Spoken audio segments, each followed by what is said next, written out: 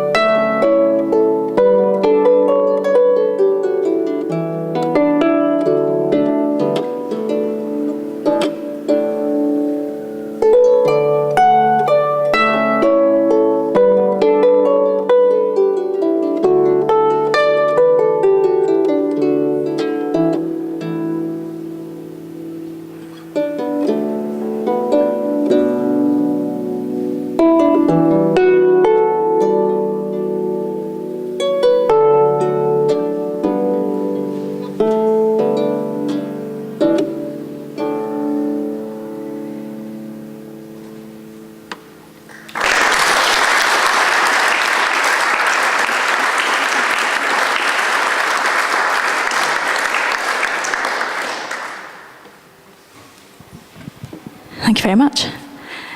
Just as soon as I started, quite a sad, quiet piece, all the noise in the world decided to happen in one go. Never mind. This next one takes a bit of an explanation. It came from a project that I put together with a sound artist, again, a couple of years ago. Sound artist called Simon Whetham. And for a long time, I'd wanted to do a project involving the harp and working with Dawn Chorus Birdsong, which is kind of how this came about. So I contacted Simon, who does a lot of field recording and other high-tech things that I don't claim to understand, and asked if he would join me on some kind of recording. So we went out into Sefton Park in Liverpool. This is after I discovered there is actually an International Dawn Chorus Day, if you knew. I think it's around the 5th of May or something. So I got very excited about that. So we went out at dawn and, well, before then to set up and had to battle with rain and all sorts of things. So it was a pretty tiring few days because we did have to do it a couple of times. But we got the recording and it was me improvising with birdsong, it was all very ambient.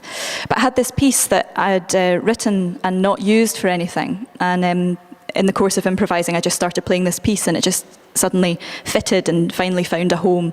So we called the project The Clearing, and the piece is called The Clearing.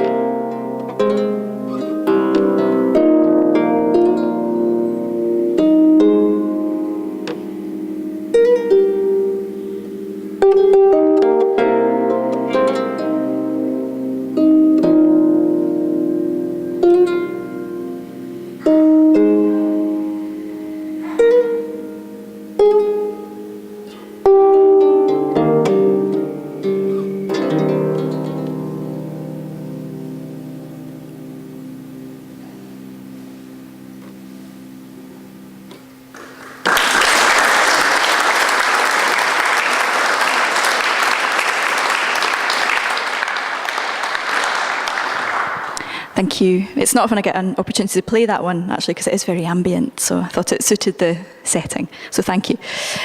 I'll just play one last piece now.